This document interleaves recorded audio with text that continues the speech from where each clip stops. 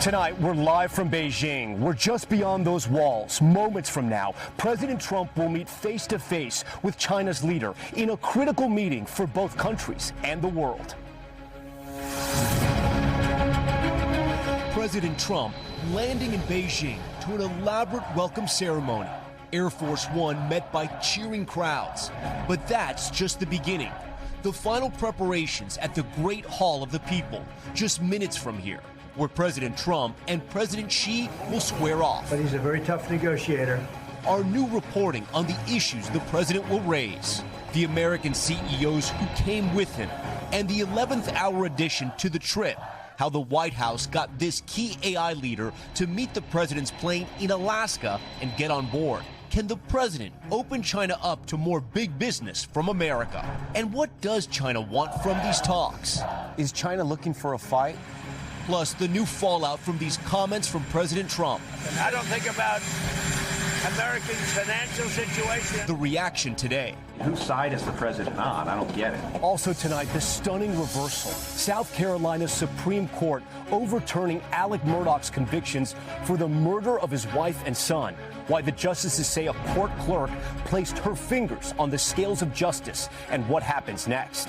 Chaos inside the Senate of the Philippines, gunfire erupting, sending people running. How it could be tied to a senator wanted by international authorities. Dramatic rescue at sea, a plane carrying nearly a dozen people crashing into the Atlantic, how they all survived until help arrived. And Swatch Watch Craze, the new collaboration with a luxury brand that has people camping out for days. Is it really worth their time? Back in China, the lasting legacy of the one-child policy. The people told for decades to have only one kid. Now, population growth is stalling. We take you inside the new push for more marriages and more children. The wedding industry is that much more competitive. The drone shows promoting marriage, even offering newlyweds cash bonuses. And we hit the streets of Beijing. That's delicious. In search of the new food trends that could come to America, like the Beijing-style hamburger. It's almost like a chopped steak. And I try a dish that legend says you have to be born and raised in Beijing to like. There you go. So, how did it taste? We're covering it all as history unfolds in China tonight. This is a special edition of Top Story. President Trump in China. Reporting tonight from Beijing. Here is Tom Llamas. And good evening from Beijing. Tonight, the eyes of the world are on this city as two of the great global superpowers are just moments away from a historic summit. We are in the heart of the capital, just steps from the Forbidden City. And just beyond those walls there is Tiananmen Square and the Great Hall of the People, where President Trump and President Xi will come face to face. Hours ago, President Trump touching down in Beijing, welcomed by China's vice president and crowds of students waving Chinese and American flags. President Trump flaunting the might of American industry, flanked by some of the most powerful business leaders in the world, hoping the economic show of force will help open up China. Among them, NVIDIA's Jensen Huang, a source telling NBC News he got a last-minute call from President Trump to join the summit, a decision made so late he had to fly to Alaska to join Air Force One on its way to China. His presence perhaps a sign the battle over AI and American-made chips will take center stage. And while President Trump says trade is his top priority, how will Iran fit into the conversation? The war felt deeply by Americans at home who are facing higher prices in nearly every aspect of their daily life. The new criticism tonight after the president said he's, quote, not thinking about their financial strain during negotiations with Iran. And China expected to push hard on Taiwan, hoping the U.S. eases up on its defense of the self-governing island that China claims is part of its territory.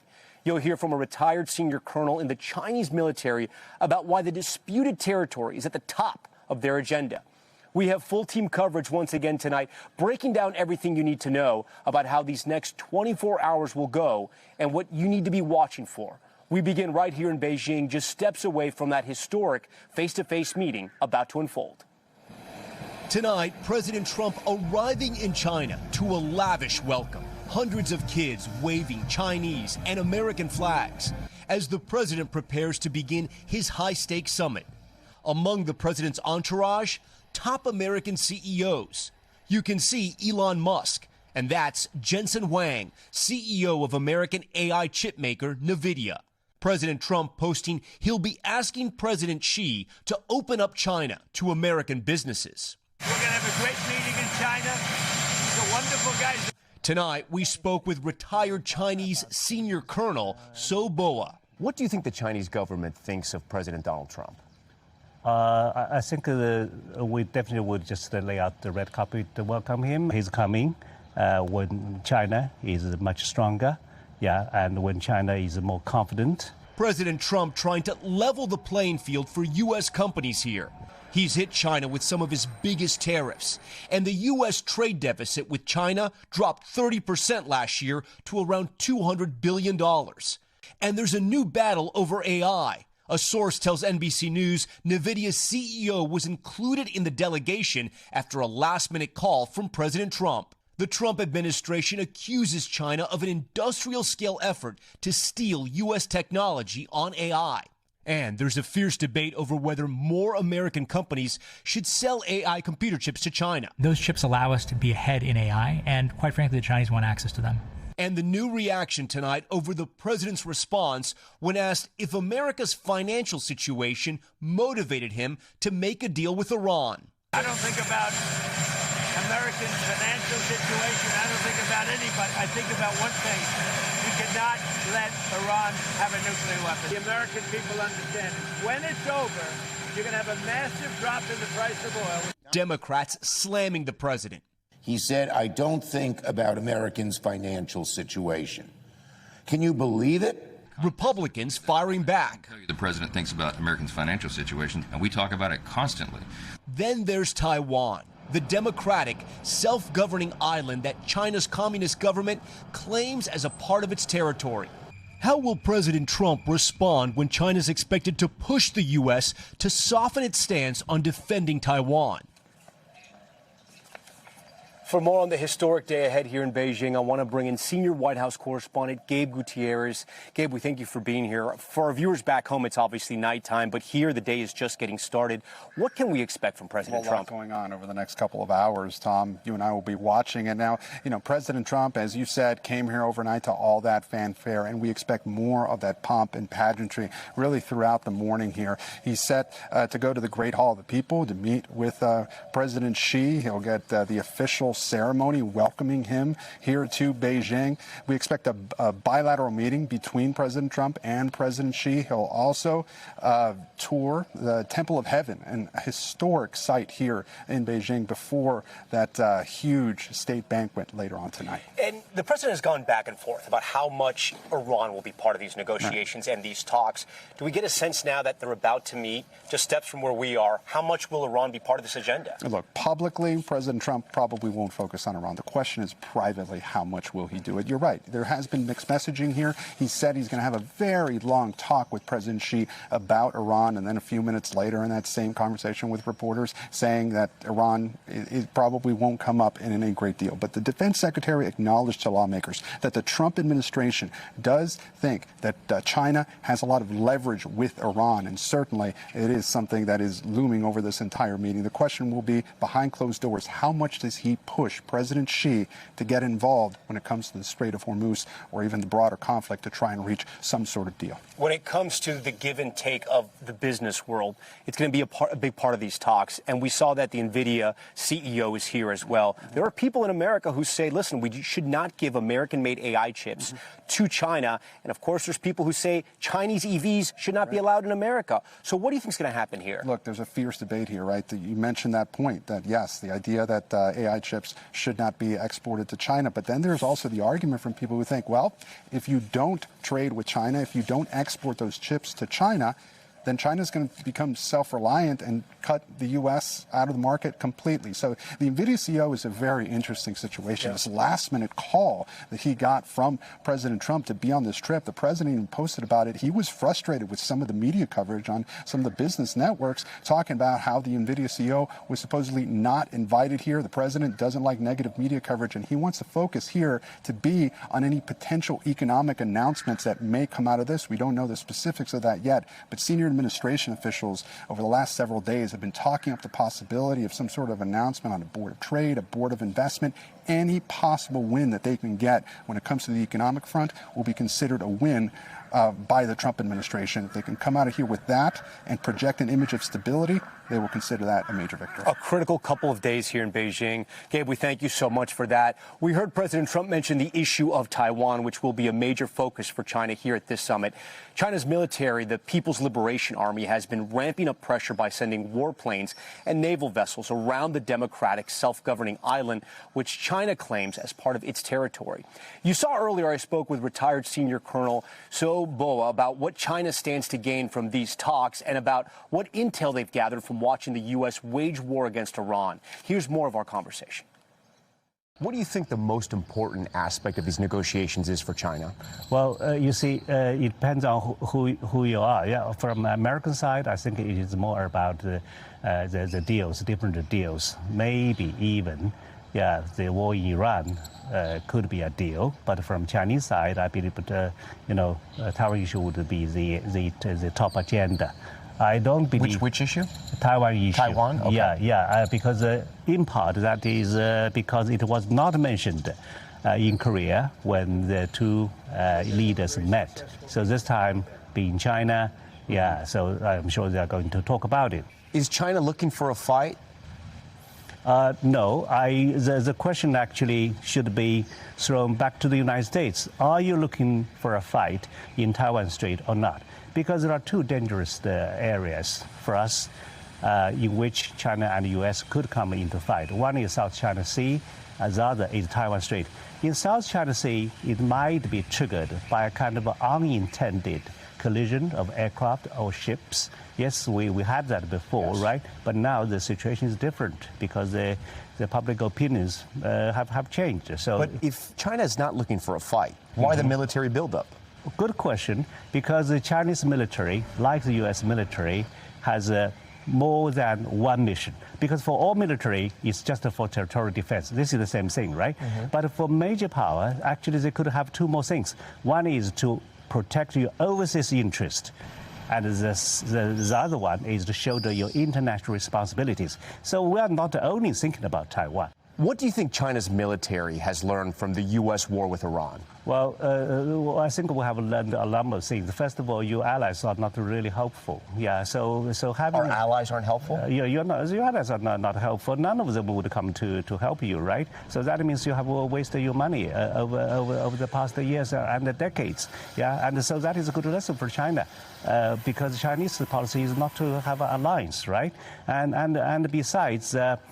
fighting far away, from your own shores, which is not justifiable politically. This actually would just invite, all the kind of, negative repercussion even from your allies. So nobody knows why Trump has actually launched the war, according to what I have read from all of your newspapers, right? That is a very interesting answer, what you said there earlier, before your caveat. I do want to ask you, though, speaking militarily, has China observed how the U.S. attacked Iran, the use of drones, the way it is using its naval assets as well?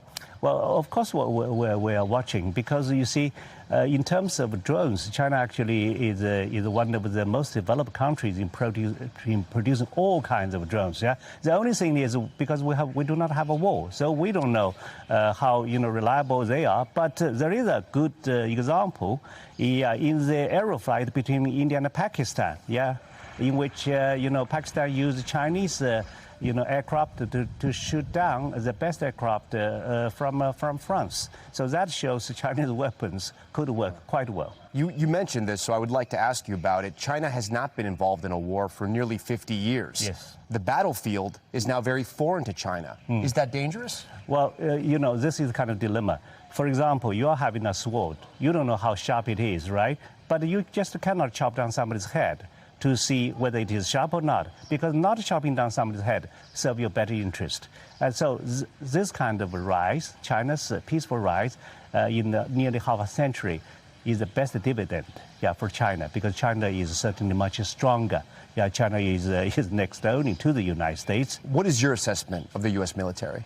The U.S. military is number one in the world. That is for sure, because even if the wars in Venezuela and in Iran are not justifiable politically, but militarily, they are well done.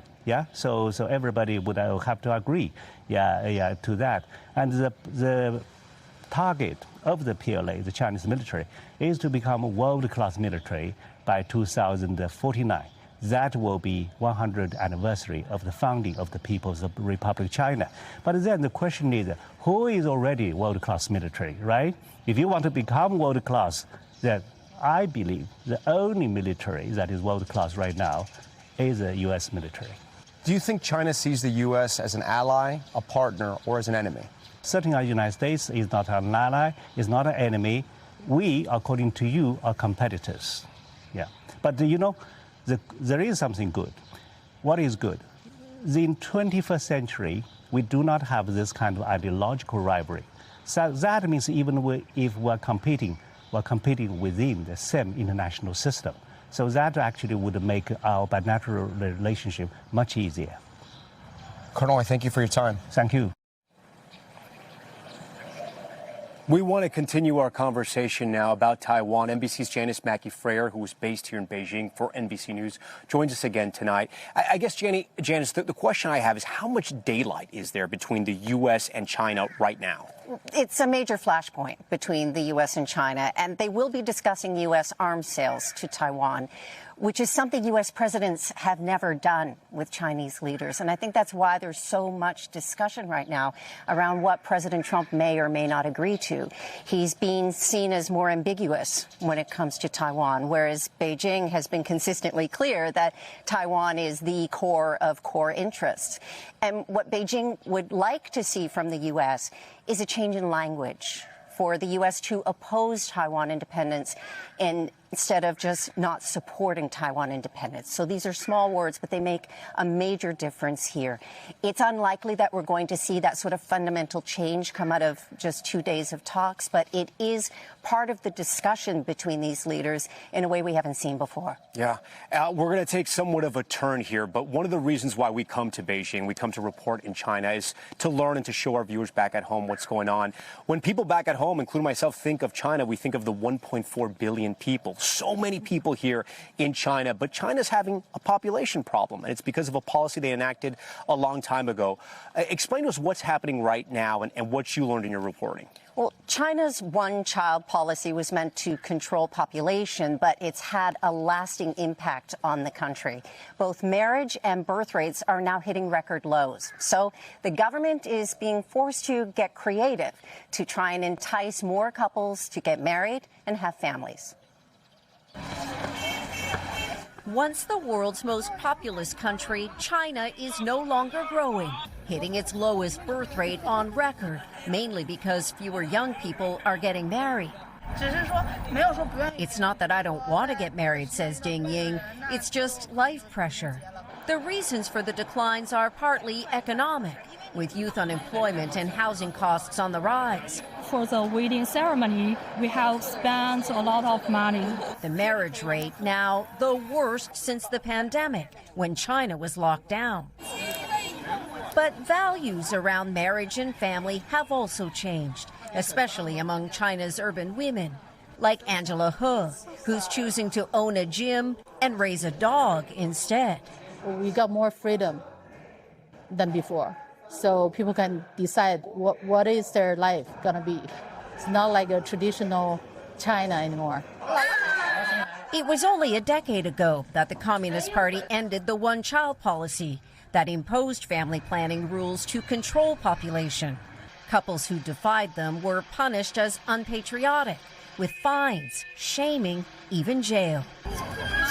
Now caught in a demographic squeeze, China's government is trying to reverse it, giving bonuses to newlyweds, offering marriage vows at spots that look good on social media, and spelling it out in drone shows with diamonds in the sky.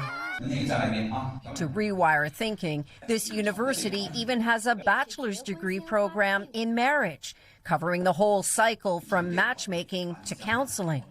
In the past, people were more willing to marry and have children to feel secure, says the school's dean. Now they believe they can live well on their own. For the most part, experts doubt the government's campaign will lead to any sort of marriage or baby boom here. The challenge for China remaining strong with a population that's shrinking. And Janice joins us once again live here in Beijing. So, Janice, I want to ask you, besides the incentives you talked about, there's actually cities that are giving newlyweds cash, money? Cold, hard cash to get married in some cities. Others are offering vouchers for things like wedding photography or to buy furniture. And there's even a travel bonus. Paid leave, up to 30 days for people to get married and take their honeymoon. All of it, of course, a challenge for China's government still because not enough people are going for it. A good way to start their marriages. All right, we thank you for that, Janice. And while here in Beijing, we had the chance to get a real taste of one of the world's great food cities. Lost Plate Food Tours taking us on a culinary journey to try some of the most popular local dishes. Deep inside this second ring road, in the heart of Beijing, we're on the hunt for China's delicacies. At a cost of around $10 US, we're gonna eat, explore, and try dishes like these. It's almost like a chopped steak. Showing us the way, our food guide, Kelly Zhang. So Beijing style is the goal today? Of course, because you're in Beijing now. Our first stop, Lu Beijing Xiaobing, which translates to... This is the burgers, and this is also the name for this restaurant. That's right, a Chinese burger joint. But not like back home. Maybe you order. Of course. Kelly orders dumplings, steamed buns, tofu pudding, the Beijing burger, and this thing, a fried dough stick known as youtiao, but you can call it a Chinese churro. Chinese churro. Okay. Yeah. We sit to feast. First up, the burger, a chopped steak between two sesame patties. It's delicious. We call it imperial beef burgers because in Asian China, only the royals can get access to beef. The dumplings are delicious and came with a history lesson. Kelly tells me legend has it dumplings are meant to look like ears. In ancient China, they were used as a type of medicine. Okay, and that's why it's shaped like an ear. Yes. The Chinese churro, a big winner. This is a very local way to have the food. It's very good. From there, Kelly is on the move again to a 100-year-old food stall, serving up traditional Chinese snacks. And she lets me order. Youbiong? Youbing, tang youbing. Our bag filled with fried pancakes glazed in brown sugar. This is delicious. It's very good. What I didn't realize was Kelly was just buttering me up for the ultimate food challenge, our final stop. This Michelin-rated restaurant called Insan Dozier. Kelly quietly orders something at the counter, bringing back something confusing. This is a Beijing signature breakfast, and it's very challenging. But I should say it's not only a challenge for you guys like foreigners, but still a challenge for most of the Chinese not from Beijing. It's a Beijing super unique. This traditional Beijing breakfast item, dozier, is fermented mung bean juice. And you're not a legit local if you can't take this down. Here you go. Spoiler alert, I cannot. This is very tough to eat. It's acquired taste. It's a bitter, sour, pungent soup that Kelly tells me to try once more, but this time the way most locals like it, with the dough ring and pickled vegetable. Second time wasn't a charm, but a meal I know I will never forget. So did I pass the challenge? Finish the whole bowl, then you pass. Okay. And I am still filled up from that meal. We will stay live from Beijing every step of the way for this historic summit between the U.S. and China. Join us tomorrow for a one-on-one interview with Secretary of State Marco Rubio. We will bring you that conversation here and, of course, on Nightly News. But right now, let's get back to the Top Story studios in New York and my colleague and friend Kate Snow, who's tracking all the other major headlines tonight. Kate, good evening. Good evening to you, Tom. Thanks so much. We have much more ahead tonight on Top Story, including reaction to the shocking decision out of South Carolina overturning the murder convictions of former attorney Alex Murdaugh, why a court made the decision and why he will not walk free. Plus, what the CDC is now saying about those American cruise passengers in quarantine. How long will they stay? And the arson suspects caught on camera, look at this, lighting up a cannabis shop and accidentally setting themselves on fire. That wild video straight ahead.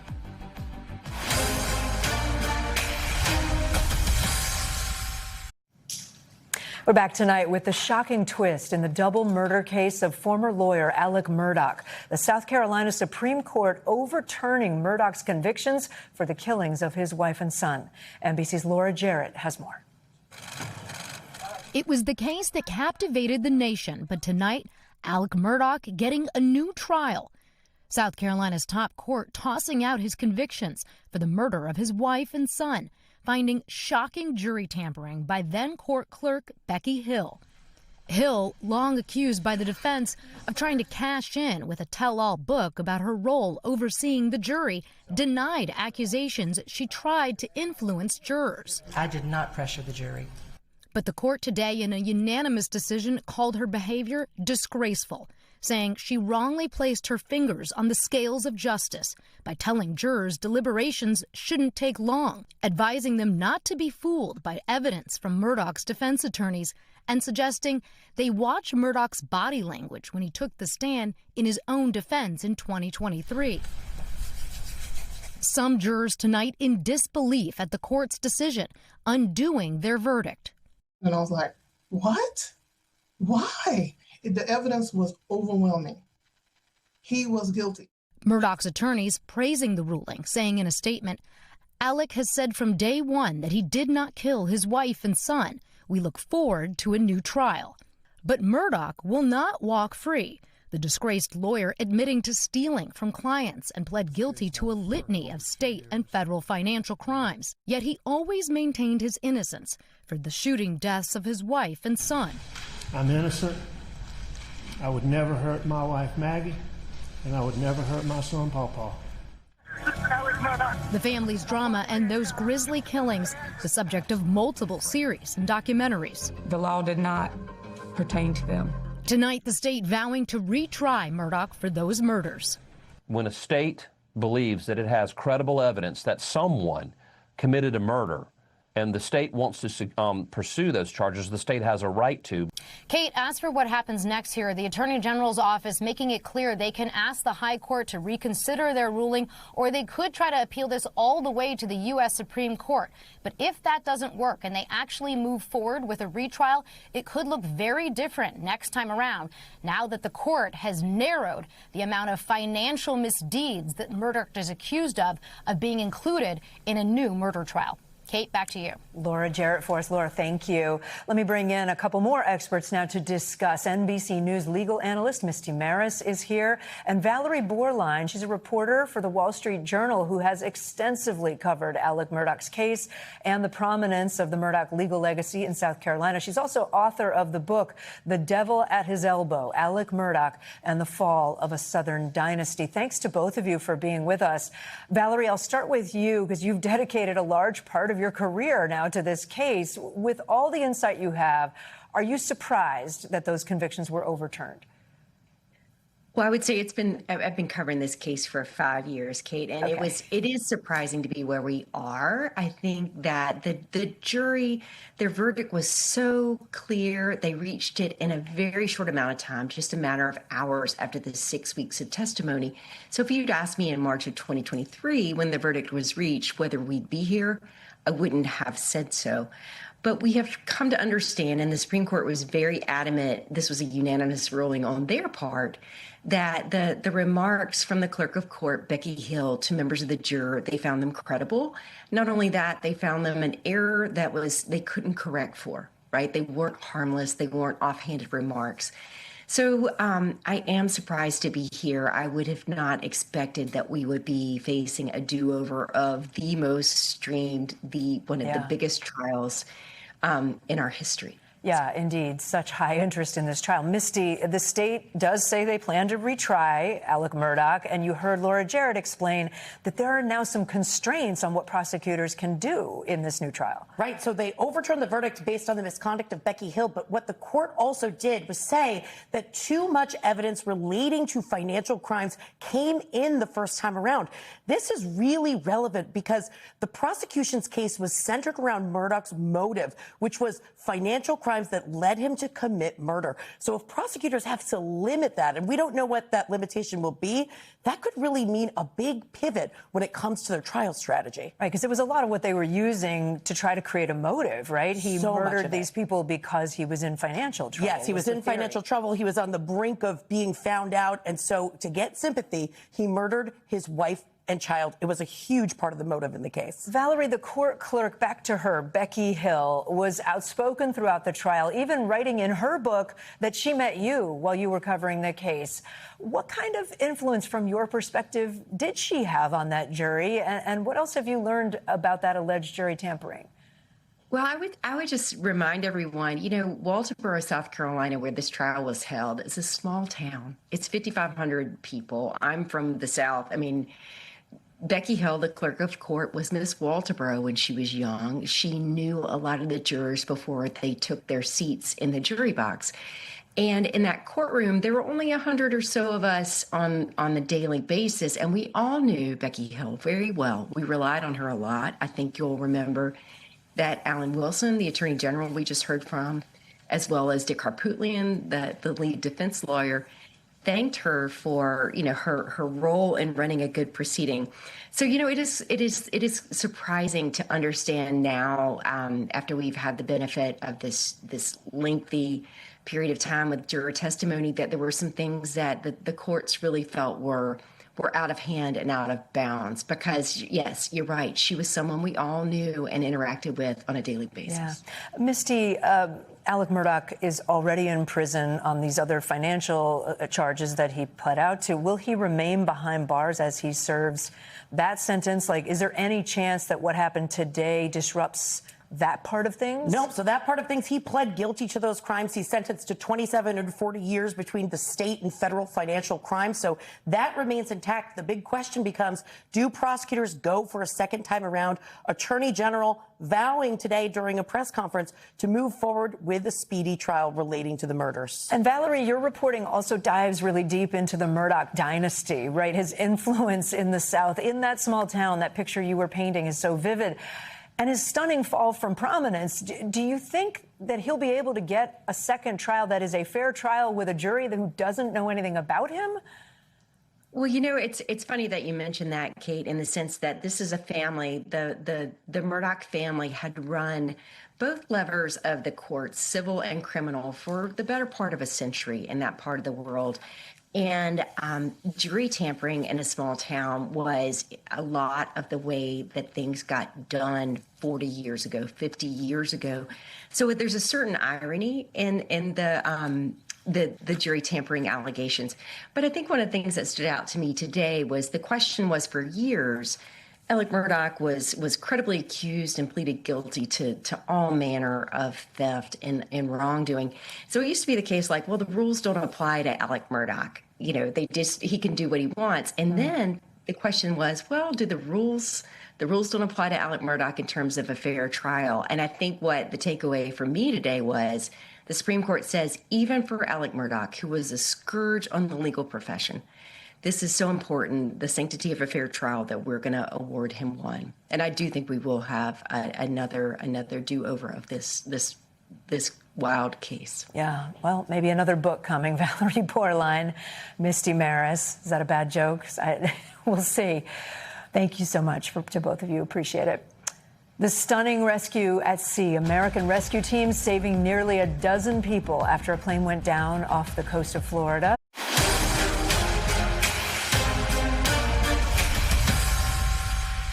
Back now with an update on those cruise passengers exposed to the hantavirus. The CDC now weighing in on those Americans quarantining in Nebraska. Camila Bernal has been following it all and joins us now from outside that Nebraska quarantine center. Camila, what is the CDC saying tonight? Well, Kate, what they're saying is that they are encouraging every single one of the people here to remain at this facility, at least for the time that they're being monitored. That is 42 days, and the clock started on May 11th, the day they got off the plane and off of that ship. So there's still a long way to go for a lot of these passengers, and all of them, as far as we know, are asymptomatic, according to medical professionals. They're all being essentially assessed with temperature checks and symptom checks twice a day, every single day. One of them, Jake Rosemarin, even posting many videos on social media showing us every aspect of his room and the packages that he's getting and the food that he's eating, saying that he is doing well. That seems to be the case for everyone in this unit. And it also includes the doctor who identified himself as the person who tested positive or mildly positive. That doctor, who was not in the capacity of a doctor per se on the ship, had told us previously that he stepped in to help at the time so that essentially he would help people on the ship when people started becoming ill. So he is a person in the biocontainment unit, and he spoke out saying that he is feeling great, but he does understand that there is this incubation period, meaning he could develop symptoms later on. But the CDC today saying that he is being retested, and Kate, they do expect some of these test results within a day or two. All right, more to come. Camila Bernal, thank you. Appreciate it. Turning to Florida now, and the dramatic rescue after a small plane went down in the Atlantic Ocean. An Air Force rescue team saving all 11 people clinging onto a raft. Jesse Kirsch has the video. This is the moment U.S. Air Force pararescuemen saved 11 Bahamians whose plane crashed. They were stranded in the Atlantic Ocean, roughly 80 miles from the Florida coast. A thunderstorm moving in. Video edited and just released by the U.S. military shows the operation in detail. For all those people to survive is pretty miraculous. The American military says flying between Bahamian Islands Tuesday morning, the group's twin-engine prop plane reportedly experienced engine failure, crashing into the water. That's when an emergency beacon alerted the U.S. military. And luckily, the Air Force was already flying in the general area for a training mission. We had the last known position, went out there, plugged it in our GPS, and started our search pattern. And within about a minute, we found the raft. Remarkably, everyone on board the plane survived. They'd been stuck in a raft for about 5 hours. You could tell just by looking at them that, they were in distress physically, mentally, and emotionally. They didn't have communication, so they didn't even know that we were coming until we were directly overhead. The Air Force dropping a survival kit with food, water, and extra rafts. Then these highly trained divers helped hoist all 11 people to safety. The U.S. military says the Coast Guard also helped with the rescue. And once everyone was hoisted out of the water, they were back on land in about 30 minutes. And now on Top Stories news feed, starting in Los Angeles, where a licensed drug counselor was sentenced to 2 years in prison for his role in the overdose death of Matthew Perry. Eric Fleming pleaded guilty to distributing the ketamine that killed the actor back in 2023. He is now the fourth person to be sentenced in connection with Matthew Perry's death. In Michigan, video showing suspects trying to burn down a cannabis shop only to end up burning themselves. Take a look. An SUV slamming into the store with two people hopping out. While one of them steals products, the other is dousing the place with gasoline. As the shop goes up in flames, the suspects run out, but one of them, look, is on fire. Investigators are now offering a $25,000 reward for any tips that could lead to arrests. And an update on those Trump mobile phones. After months of delays, the company now says the gold-colored devices will start shipping this week. They cost just under $500, and people who pre-ordered them put down a $100 deposit. It's been almost a year since the company first announced the wireless service, but since then, customers have struggled to get answers about when that phone would actually be released. Also tonight, the sentencing for a Utah mother convicted of killing her husband. Corey Richens wrote a children's book about grief a year after her husband's death. Here's NBC's Morgan Chesky. Accordingly, Ms. Richens, based on your conviction on count 1, first-degree felony aggravated murder, the court hereby sentences you to life without parole. Corey Richens, the Utah mother convicted of murdering her husband, listened to her fate in silence. The sentence coming after hours of emotional testimony from the family of her deceased husband, Eric, on what would have been his 44th birthday. Eric's boys lost a father. I lost my son. Richens' demeanor shifting wildly, making animated faces, rolling her eyes, and even laughing as family members spoke. But the most piercing moments came from her 3 sons, their statements read aloud by their therapists. I want her to go to prison forever. I don't want you out of jail because I will not feel safe if you are out. A jury found Richens guilty of murder in March. That's what happened today.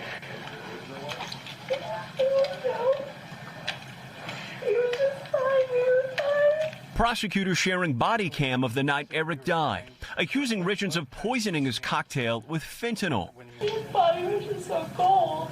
Authorities arrested Richens a year later as she promoted a book she wrote on dealing with grief. Before the sentencing, Richens addressed the court for 40 minutes, reading a message directed at her children. I will appeal and fight these charges, no matter how long it takes. I will never quit fighting my way home to you boys. And tonight, following those victim statements from her sons, Richens' attorney said that her letters from prison to them have all since come back unopened. Kate. Morgan Chesky, thank you. Coming up, the chaotic scene inside the Philippines Senate, gunfire erupting, sending people scrambling. Plus, will ICE agents be at World Cup matches here in the U.S.? Our exclusive reporting about that up next. Back now with political chaos in the Philippines, the sound of gunfire ringing out in the country's Senate building. It comes as a senator who is accused of war crimes faces arrest. Here's Raf Sanchez. Tonight, the thunder of gunfire in the Philippines Senate building, sending a crowd of journalists running in fear as heavily armed troops take up firing positions in the darkened hallways. The shooting, the climax of a bizarre 3-day standoff, which began when police tried to arrest this man, Senator Ronald De La Rosa, wanted by the International Criminal Court for alleged crimes against humanity. Law enforcement attempted to take him into custody on Monday, but you can see him on this CCTV fleeing with his aides, at one point tripping on the stairs before reaching his office and locking himself in. Today, he held a press conference denying the allegations and urging authorities to ignore the ICC warrant. We are under no obligation to carry out such a warrant. Also calling on his supporters to block his arrest. It isn't clear who fired the shots, and there are no reports of anyone hurt. Footage shot by a Philippine media outlet seems to show police and soldiers inside the building, with the country's president later insisting the government did not send its forces into the Senate and wasn't planning to arrest De La Rosa. We agree that the thing to do now is to tell our people all to calm down, and we will get to the bottom of this. De La Rosa was a senior police officer who served under President Rodrigo Duterte, whose war on drugs led to the killing of thousands of people, according to human rights groups.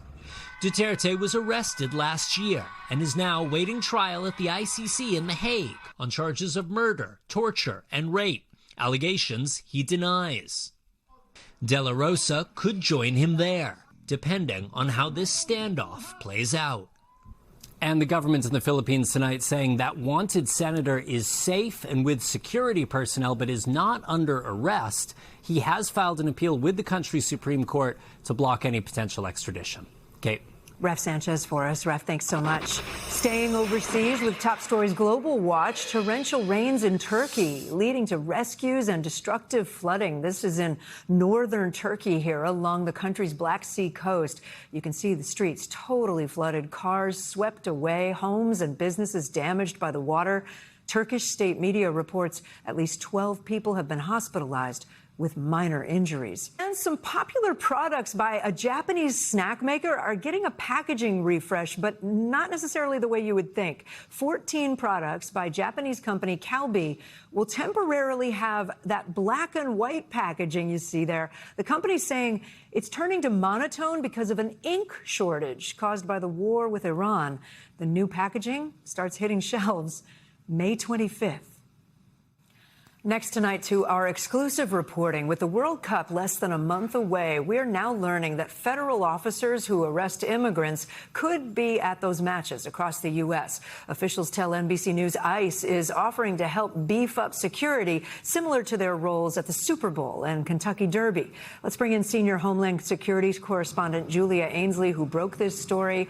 So, Julia, what else would ICE agents be doing at World Cup games? Well, Kate, it would be at the discretion of those local law enforcement agencies and perhaps some other federal agencies that would be responsible for securing the matches. So it could look differently in each place, including whether or not they would wear uniforms with ICE emblazoned on them. What they won't be doing, though, at least in a security capacity, is asking for immigration status. It was very clear to me from the DHS officials I spoke to, they would be deputized as police rather than as ICE officers, even if typically their job is to arrest and make deportations. FIFA has not yet responded to this reporting, but DHS said in a statement that they do stand ready to provide security and that the only people who should be worried are people who are not legally allowed to be in the country. And Julia, there's also been a major leadership shakeup at ICE. Can you tell us about the new acting director? That's right. We heard Todd Lyons, the acting director of ICE, was stepping down at the end of the month, and we now know who will be taking his place. That's David Venturella, who has been serving as Lyons' senior advisor. He previously served under other administrations, such as the Bush administration and Obama administration at ICE, and also had a stint in the private sector at Geo Group. They're the largest private prison owners in the United States, and they own the largest number of ICE detention centers in the United States. So he does have experience with detention and in the private sector, but the largest part of his career has been spent at ICE, and he's largely seen as a safe bet who will keep ICE from being in the headlines in the same way that they were in Minneapolis earlier this year. Julia Ainsley with that. Thank you. After the break, the collaboration that has people lining up for days for a pocket watch. Why this one is so special and what the people camping out told us. Stay with us. Finally tonight, a new collection of watches has fans lining up on the street hoping to get their hands on one as the release ticks closer. Our Stephen Romo dives into the frenzy. The industry is making a comeback on the strength of something called a swatch. It's a new spin on a blast from the past with a big luxury brand upgrade. High-end Swiss watchmaker Audemars Piguet is teaming up with 80s watch icon Swatch for a new line of collectible timepieces called Royal Pop. And pop, they do. 8 different models in bright, bold colors set to go on sale only in select Swatch stores starting Saturday. That is still days away, but already fans are lining up. Luxury watch releases don't usually include people lining up for days waiting to get a chance to buy one, but that's what we have here. It's something way more similar to a sneaker drop or even something very Gen Z like the Labubu.